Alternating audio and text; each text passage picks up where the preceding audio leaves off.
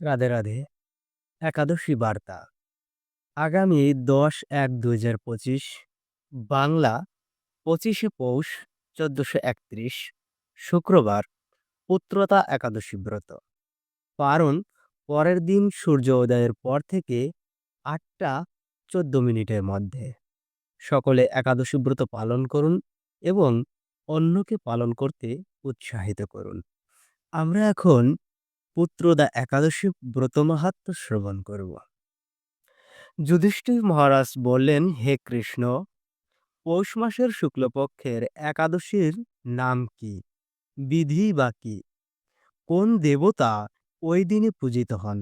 এবং আপনি কার প্রতি সন্তুষ্ট হয়ে সেই ব্রতফল প্রদান করেছিলেন? কৃপা করে আমাকে সবিস্তারে তা বলুন। শ্রীকৃষ্ণ বললেন, হে মহারাজ, এই একাদশী পুত্রদা নামে প্রসিদ্ধ। সর্বপাপ বিনাশিনী ও কামদা এই একাদশীর অধিষ্ঠাত্রী দেবতা হলেন সিদ্ধিদাতা নারায়ণ। ত্রিলোকে এর মতো শ্রেষ্ঠ ব্রত আর নেই। এই ব্রতকারীকে নারায়ণ বিদ্বান ও যশস্বী করে তোলেন। এখন আমার কাছে এই ব্রতের মাহাত্ম্য শ্রবণ করুন। ভদ্রাবতী পুরীতে সুকুতুমান নামে এক রাজা ছিলেন। তার রানীর নাম ছিল শৈব্যা। রাজদম্পতি বেশ সুখেই দিন যাপন করেছিলেন। বংশ রক্ষার জন্য বহুদিন ধরে ধর্মকর্মের অনুষ্ঠান করেও যখন পুত্রলাভ হলো না, তখন রাজা দুশ্চিন্তায় কাতর হয়ে পড়লেন। তাই সকল ঐশ্বর্যবান হয়েও পুত্রহীন রাজার মনে কোনো সুখ ছিল না। তিনি ভাবতেন, পুত্রহীনের জন্ম বৃথা ও গৃহশূন্য।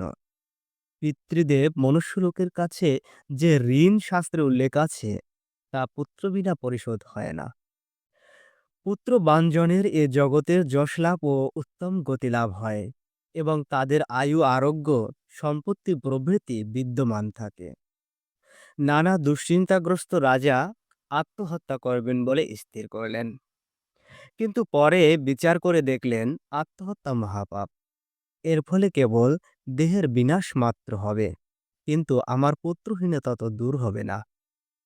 তারপর একদিন রাজা নিবিড় বনে গমন করলেন।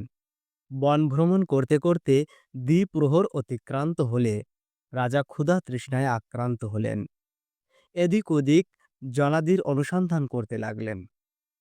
তিনি চক্রবাক, রাজহংস এবং নানা রকম মাছে পরিপূর্ণ একটি মনোরম সরোবর দেখতে পেলেন। সরোবরের কাছে মুনিদের একটি আশ্রম ছিল। তিনি সেখানে উপস্থিত হলেন। সরোবর তীরে মুনিগণ বেদ পাঠ করছিলেন। মুনিবৃন্দের শ্রীচরণে তিনি দণ্ডবৎ প্রণাম করলেন। মুনিগণ রাজাকে বললেন, হে মহারাজ, আমরা আপনার প্রতি অত্যন্ত প্রসন্ন হয়েছি। আপনার কি প্রার্থনা বলুন। রাজা বললেন, আপনারা কে এবং কি জন্যই বা এখানে সমবেত হয়েছেন? মুনিগণ বললেন, হে মহারাজ, আমরা বিশ্বদেব নামে প্রসিদ্ধ। এই সরোবরে স্নান করতে এসেছি। আজ থেকে 5 দিন পরেই মাঘ মাস আরম্ভ হবে। আজ পুত্রদা একাদশী তিথি। পুত্র দান করে বলেই এই একাদশীর নাম পুত্রদা। তাদের কথা শুনে রাজা বললেন, হে মুনিবৃন্দ, আমি অপুত্রক, তাই পুত্র কামনায় অধীর হয়ে পড়েছি। এখন আপনাদের দেখে আমার হৃদয়ে আশার সঞ্চার হয়েছে।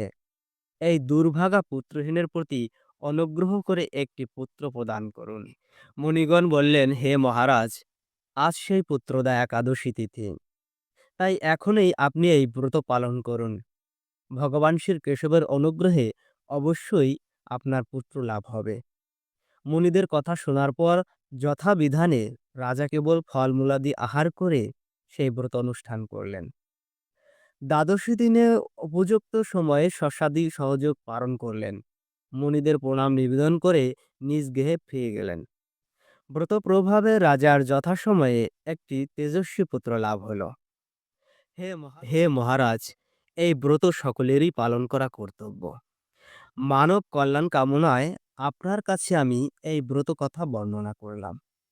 নিষ্ঠা সহকারে যারা এই পুত্রদা একাদশী ব্রত পালন করবে, তারা পুত নামক নরক থেকে পরিত্রাণ লাভ করবে।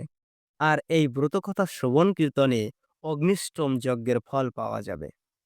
ব্রহ্মাণ্ড পুরাণ ও এই মাহাত্ম্য বর্ণনা করা হয়েছে। রাধে রাধে। সকলকে কৃষ্ণপ্রীতি ও শুভেচ্ছা। সকলে একাদশী ব্রত পালন করুন এবং অন্যকে পালন করতে উৎসাহিত করুন।